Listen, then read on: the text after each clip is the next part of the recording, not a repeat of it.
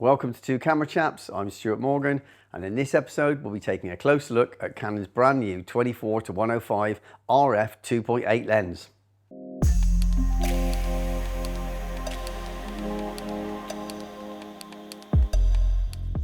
So we're all probably familiar with Canon's EF 24-105. It's probably one of the most popular lenses they ever sold. More recently there's been an RF version, again in f4, and I want to see how the new kid on the block, the 2.8 version, stacks up when compared to the RF version and the EF version. So a quick thank you to Canon for sending me a loan sample of the 2.8 version. I already had access to an f4 version and I dug out the old EF from the rucksack. So let's see how the three lenses stack up when you start comparing them, starting with size. So my first thoughts when looking at the new lens is, wow, it's monstrous. It looks a beast, certainly alongside the EF. And when you compare it to the RF, it looks considerably bigger. Of course, with the EF lens, if you're going to use it on an RF body, you have to actually use one of the adapters, the RF to EF adapters, so that will make the lens slightly bigger. But the smallest of the three is the RF. When you rotate the zoom ring on the 2.8 RF version, you'll notice that all the zoom mechanism is internal, so the body doesn't extend. If you compare this with the EF version, there's a considerable extension of the body when you zoom from 24-105, and that's the same on the RF f4. So extend the EF and the RF out to their maximum, and then you see the differential in size is quite small. Added to the fact if you're going to use the EF lens on an RF body, you'll need to add one of the RF to EF adapters. That makes the size difference even smaller. On a personal note, I'm quite pleased that Canon used an 82mm filter diameter to take any vari-NDs or any polarizing filters. This matches some of the other lenses I've already got. However, it is different to the EF and the RF versions, which are 77mm in size. So you either need to use step-up rings or buy new filters. One nice touch is the new lens comes with a new tripod foot to allow you to mount it to a tripod plate. This comes off simply with a nice new single button feature where you just undo one button and it slides off. Quite a nice little design. Well done, Canon, for that one. I found when using the manual focus ring, it's nice and smooth and precise, and there's a nice weight and feel to the manual zoom control also. The big difference in these three lenses though, and the standout feature on the new lens, is Canon have adopted full manual control of the aperture via a third ring. This is actually going to be very useful for those that want smooth, stepless changes in their shooting. This is a brand new feature for Canon on this lens, and it allows you full stepless aperture control manually by turning the ring to go from f22 down to f2.8. There's a small sliding lock button on the side of the lens, and if depressed, you can move the lens into position A, which stands for automatic. In this case, the aperture will be controlled in camera, just like any other Canon lens. There's the usual slide switch button on the side to control the range of the autofocus from 4 or restricted from 1 meter to infinity. The autofocus to manual focus switch, and then there's two buttons to control the image stabilization. One simply switches the lens stabilization on and off. The second one is a mode button with 3 positions. While we're on the topic of lens image stabilization, this button appears on many of the other models, and sometimes there's some confusion as to when you should use mode 1, 2 and 3. So let's just take a look at that. Mode 1, which often people just leave it in, I see their cameras left in it all the time, is primarily designed to capture subjects that are stationary. So if you want to take out wobble and you're using the camera handheld and you want to kind of freeze that image as best as possible, you should be in mode 1. If you slide the switch to position 2, this is primarily a mode designed to capture subjects that are moving. So typically someone running or a car moving left to right, the camera senses the direction of travel and optimizes the stabilization accordingly. If you flick the switch over into mode 3, it acts exactly the same as in mode 2, but it only activates when you press the shutter button. So it's not acting all the time when the camera's in standby. So that's IBIS. Of course, this being an RF lens, there's a control ring which is programmable. There's also 2 soft touch buttons on the side of the lens. If you press these, they operate autofocus lock. So if you're in autofocus and something moves in between the camera lens and your subject and you don't wish it to switch focus, you can temporarily press these buttons and it will avoid the camera changing the focus point. Now we reach a feature on this lens that really separates it apart from the EF and the RF, and we're talking about the new servo attachment available as an optional accessory. So the unit itself comes in a nice little soft pouch. It feels lightweight, but it feels durable at the same time. There's pins that correspond with the lens on the unit. There's a wide angle and telephoto soft touch button on there. And then there's a switch at the bottom which goes from servo to manual. If it's in manual, then obviously you can use zoom control on the lens. If it's in servo, then the buttons on the side control the zoom. To attach the servo unit, there is some locating holes on the lens and they correspond with the pins on the servo unit. There's two of them on one position and one at the bottom. You simply push them together, apply some light pressure and do up the screws. So with the servo unit attached, it obviously takes its power normally from the camera battery. However, there are two other additional ways of powering the unit. There is under one of these caps, there is a 20 pin. This links with some of the other Canon servo control rocker units you can get. And there's also under this flap, a USB power control. We'll come to this a bit later. So when it comes to comfort and ease of use, I find that when you attach it to a body of a camera, for anybody like me that generally focuses the lenses with their left hand, the buttons on the servo unit actually feel in quite an intuitive place for using the camera handheld. If you're using the camera on a tripod or maybe on a cine saddle like I am here, then again you can use those buttons with your right hand, no problem at all. Whilst I found the soft touch buttons on this unit easy to use and the control of the zoom speed is nice and linear, I much prefer to use a standard rocker design like on other Canon zoom lenses. I think it gives you better control over the speed and precision, so I'm not quite sure on Canon's thought process when designing this unit, especially considering the price. This was born out actually when I popped to BSC with Lee recently and we saw Tom's story on the Canon stand and he'd rigged it up with an additional unit off of one of the other Canon zoom lenses which attached and was powered via the 20 pin input. This is much more like what you would expect from Canon and I must admit I would prefer to use it. But of course it's probably not that viable because it means you'd have to buy the servo unit and the additional hand grip rocker unit. So that would be an additional £350 or £400 on top of the price of the servo unit. So overall I found the servo unit nice and easy to use and it certainly has one big advantage and that is the smoothness of what you control the zoom speed. If you try to go from 24 to 105 on a manual lens like the RF or the EF, typically it's more than one rotation of the ring by your hands on your fingers, so it's much easier and smoother just to use the buttons on the servo unit. That's one big advantage. Now let's have a look at the weight and compare the three lenses. First up we have the EF 24 to 105 and I've added in the weight of an EF to RF adapter to make things fair. This comes in at 770 grams. Compare that to the lightest one of the three lenses which is the RF F4 which is 693 grams. The base RF 2.8 lens comes in at 1421 grams on my scales and when you add the servo unit it brings out a total of 1580 grams. So overall not too bad. And it feels well balanced when I put it on my bodies, whether it's a Canon C70 or an R3. The mount itself is nice and precise and I haven't found the need to use any form of lens support when using it in the studio. Now I'm sure many of you use the 24 to 105 in one guise or another on a gimbal, so it was interesting to test to see how the 2.8 balances on my RS2. I removed the tripod collar just because on the gimbal as always you want to try and minimise the actual weight of anything on the camera.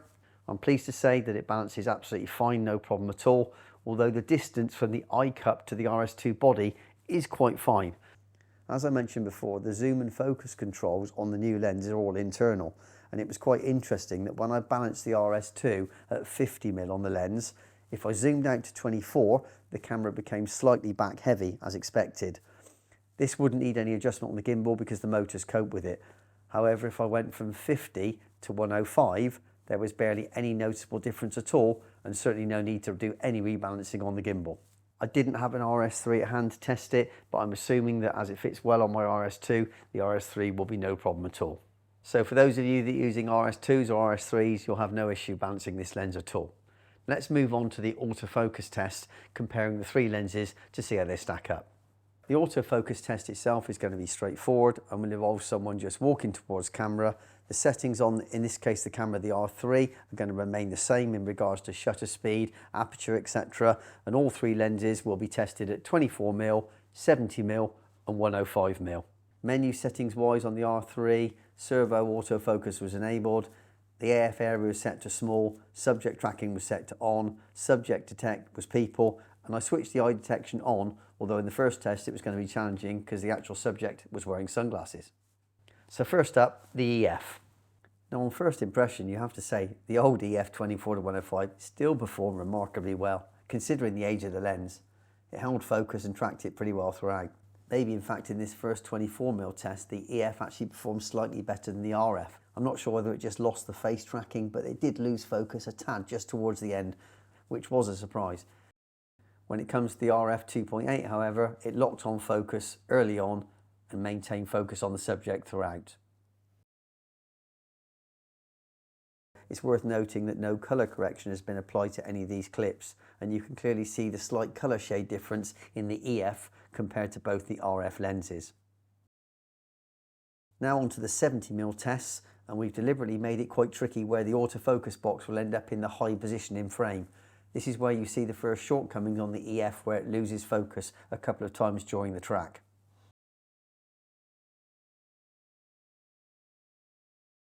As we can see, the RF f4 does a pretty good job. Again though, halfway through, marginally losing focus for a split second before the AFC face tracking picked up again.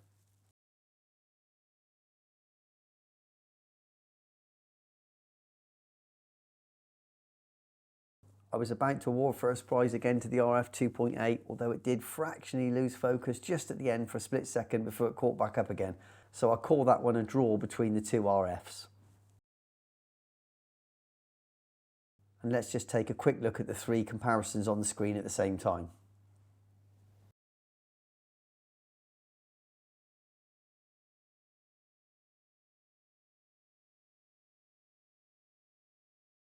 When we move into the test at 105 at f4, we see again a slightly bigger difference where the EF lens is just showing its age and struggling to maintain that focus throughout.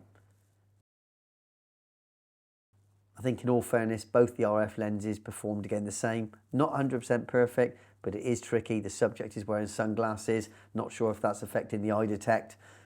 I think the RF lenses are both pretty similar. I think I'll give a tiny edge to the 2.8 in this test at 105. But there again, they've all done a pretty good job. That was the first autofocus test. I think it's fair to say that the EF was slightly nudged out in performance-wise from both of the RFs, but the RFs were quite close. And just as one final test, I set the RF Servo Lens to f2.8 to see if that affected its ability to track the subject. As you can see, it did a pretty good job. Now, it's also fair to say that lenses aren't at their sharpest when they're wide open, so I was particularly keen to run a similar test just to check again the autofocus and more the sharpness of the lens when they're set to their optimum of f8. So let's start by looking at the EF. In all fairness, this workhorse, it did a pretty good job. I was quite impressed. It may have helped though, with no sunglasses on the subject, the eye autofocus may have latched on a bit better. Now moving on to the RF. It picked up the subject very quickly, didn't lose track throughout, and again looked pretty sharp. Similarly, the RF Servo set at f8 stayed sharp throughout and in my opinion performed the best of the three.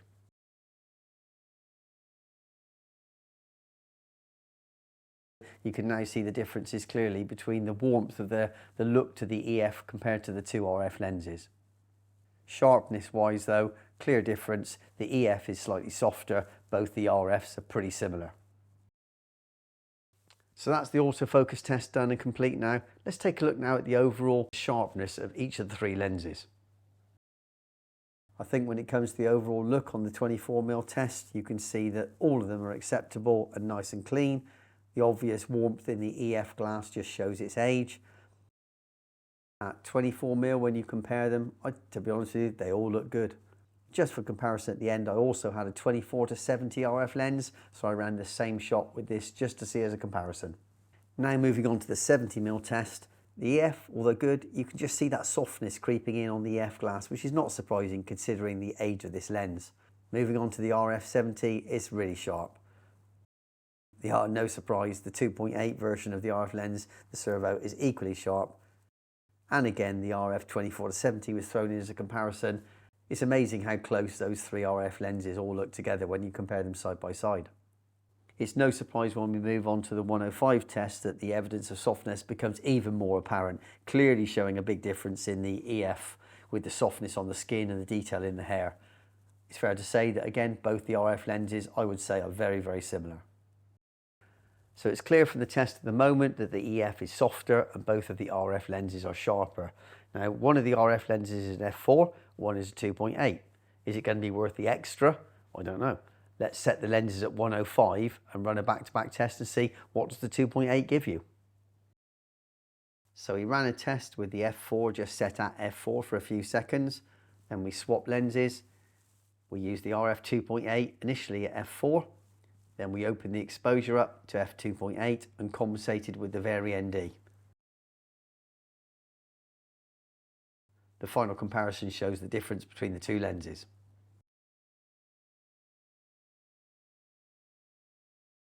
Okay, so that's a few small tests run on sharpness and appearance. Now we're going to move on to stabilization. Stabilization is something Canon's been really strong in over the years. Many of their lenses have had image stabilization built into them, and now some of their bodies, including the R3, which we're going to run this next test on, which has got IBIS, which is basically on-sensor stabilization as well. So we're going to run 3 tests. One with everything switched off, no stabilization whatsoever.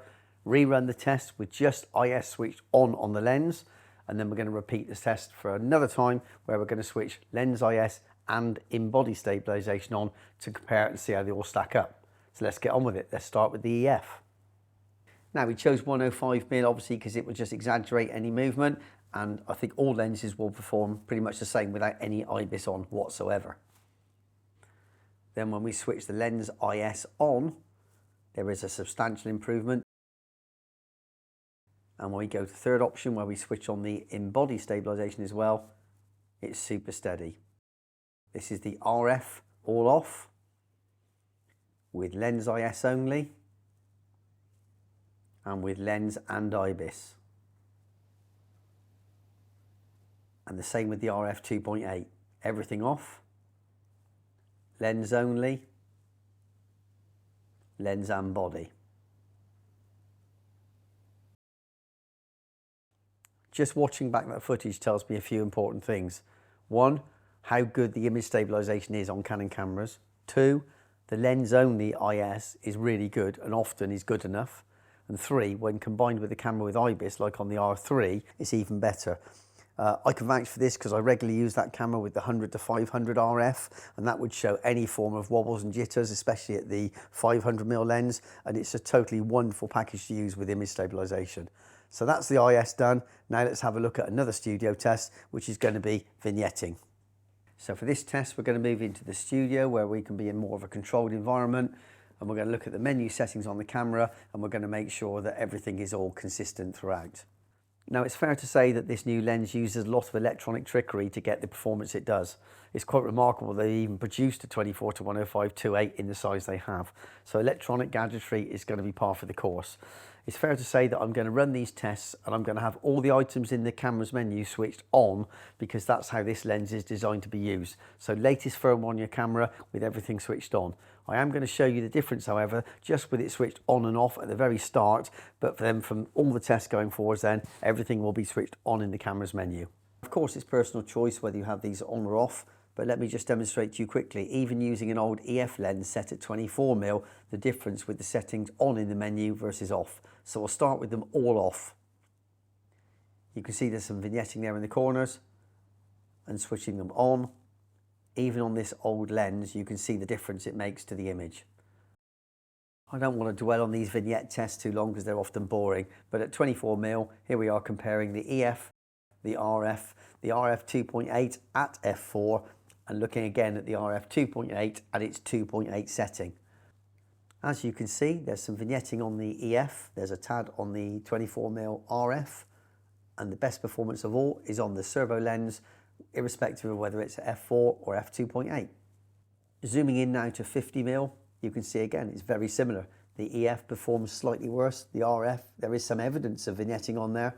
Without doubt, the lens that suffers the least form of vignetting is the RF Servo. And here we go again with the lens moved out now to 105mm, and you can see it's pretty much the same story with the RF Servo Lens, whether it's set at f4 or 2.8, noticeably different than either of the other two. So it's clear from that test when it comes to vignetting, the clear winner is the RF 2.8. The new lens definitely sees off the old ones. Now let's have a look at two more things. One is breathing and the other one is distortion. Oh wow, just look at the distortion on that EF 24mm at 24mm. The shelf looks like a banana. And when it comes down to the breathing test, I don't think the original EF lenses perform particularly well, and there's quite noticeable breathing even at 24mm. Compared to the RF, which is a lot better controlled, and the breathing is a lot less noticeable. And when you compare to the RF 2.8, it's even better again. The winner on that one will be the RF28. When we move to 50mm, the EF is still showing less distortion but a lot of breathing. The RF, less distortion, but the breathing is much better controlled. And I would say the RF 2.8 again is going to show the best performance. Minimal breathing, hardly any distortion. Let's move on to the next setting, which is at 105, which should really show any differences. And oh boy, the EF breathes like anything. Let's compare it with the RF and see how that stacks up. Very good control with the RF lenses as a whole. And I still think the best of the bunch is the RF, the 2.8, although there's not much in it at 105mm. So that was a very quick test just to show some basic distortion and lens breathing. It's fair to say that the EF is showing its age now, performed quite poorly in my book. Both the RFs performed pretty well. If I had to give the Oscar to one, probably the 2.8 just edged it. Let's move on to something else now, which is, are any of these lenses parfocal? Will they maintain their focus throughout the zoom range? Let's find out. So first up we have the 24-105 EF. And what we're going to do is focus on a point. We're going to go throughout the whole range from 24-105 and back again. And we're going to see if the focus point shifts throughout the zoom range. We're going to switch in the settings on the camera, the focus guide on. And that gives Canon's nice little indicator to show what's in focus. And we're going to record with a second camera on the screen so we can see what happens throughout the zoom range. And as you can see, the 24-105 EF didn't do a bad job. And this is the actual footage from the camera. You can see it loses it a tiny smidge. Now on this test you can see I've gone in and out the zoom range a few times just to see if I can confuse the lens and lose focus. But overall the 24-105 seems to do a pretty good job. Not bad for an old lens. Now let's move on to the RF 24-105 at f4. Bit smoother on the zoom, this one. Let's take a look at that focus indicator and you can see, oh, the RF 24-105 did lose its focus several points throughout the zoom range from 24-105. And when we play the footage back, let's see if we can see that happen. Yep, there it is. Just lost focus marginally. When it comes back through the focal range again, it's not pin sharp all the way through. And now on to the RF 2.8 servo. Going to be a lot smoother because we're obviously using buttons to zoom in and out. Let's take a look at the 2.8 focus indicator. That seems to be holding focus throughout the whole zoom range. And as you can see on the way back in, it's holding its own focus. And here is the shot from that camera. That's maintaining nice focus all the way through. So as we can see the way the focus is held throughout the whole of the zoom range, this electronic parfocal system that Canon have introduced on this lens does seem to work quite well. As a comparison, I've got an RF 24-70 as well. I thought I'd run the test just as I had the lens with me to see how that one performed. And as you can see, it's losing focus a couple of times throughout. So this lens most definitely isn't parfocal. So there we are. There's a quick look at the new RF 24-105. Now I suppose it begs the question, when I've compared it with the other EF and the RF lenses, is it worth the extra money? Well, to start with, we need to look at the cost. Now I know we can't buy an EF, the old EF anymore. I mean, it used to be around £900 in old money. I suppose that's probably fairly comparable to today's price of the RF F4, which is currently running around £1,400. So £1,400 for the RF F4 versus the price of the new lens, which is roughly £3,400. So £2,000. On the face of it, is it worth it? What do you get for it? Well, you get f2.8. You don't get any barrel extension when you're zooming in and out. You get the manual aperture control. If you said to somebody in broadcast, I can give you a 24-105 f2.8 with a servo attachment for £4,500, they'd probably say it wasn't expensive. In fact, that compares quite well with, say, the 18-80 from Canon, which is about £4,000, and that's only a T4.4. And on this one, you're getting a 2.8. So if you look at it just as an outside overall purchase, £4,500, £4,300 for the servo unit and the lens, doesn't seem too bad. So I suppose we ought to look at maybe the types of owners that may be looking to buy one. If somebody who is currently in the EF ecosystem, it's probably a no-brainer, because you're going to upgrade from EF to RF, and it would be a lens that would probably live on your camera body for much of the time. It's such a useful focal distance and zoom distance. Would I buy it if I was a current owner of an RF 24-105? Bit more of a difficult decision. Optically, I think you can see from the test that I ran, they're very, very similar. There may be a slight edge on sharpness with the new RF. Yes, you're getting 2.8, but you look at the price of the servo unit, and it's £1,100 or £1,500 roughly, depending on which model you buy and how you want to power it. And that's quite considerable. So let's look at the lens alone. So the difference in price between the RF, which is £1,400, to £3,400 for the base 2.8 RF lens, £2,000. Only you can probably make up your mind whether it's worth it to you to have the 2.8 and some of the other benefits that we've already seen. But overall, I think if Canon can look at that external servo unit and maybe reduce the price, it will sell a lot more units. I think it will make it more attractive to more people, because quite frankly, the servo zoom unit, it's just too expensive. It's just too expensive. The lens is heavier, so if you're someone that's basically maybe doing weddings and your lightness and overall weight is important to you, and you already own the RF 24-105, I think it could be quite a big ask for you to upgrade. But there again, if you own no Canon EF and no RF and you're just coming into the system for the first time, it's a no-brainer. I would buy this lens without any hesitation. A lot of people buy the 24-105 and the 24-70. And again, if you look at the price, £1,400 for the 24-105 f4, £2,900 I think it is for the 24-70. You look at it, £4,300 for those two lenses. I wouldn't definitely buy those two lenses. I would just buy this one lens. I'd buy the new RF version and have a constant 28, a constant 2.8 throughout the whole range, one less lens to carry. And when you look at the overall value of that one, it stacks up quite nicely. So I'd say in that circumstance, it will be a really good buy. But only the viewers can decide. Make your mind up. Hopefully I've showed you a few insights into the lens that may help your decision. If you could like and subscribe if you like the content you've just seen. Canon don't sponsor this video, they're not paid for, so it's all done with mine and Lee's own hard-earned money. So do like and subscribe if you like the video, and look forward to do some more tests in the future.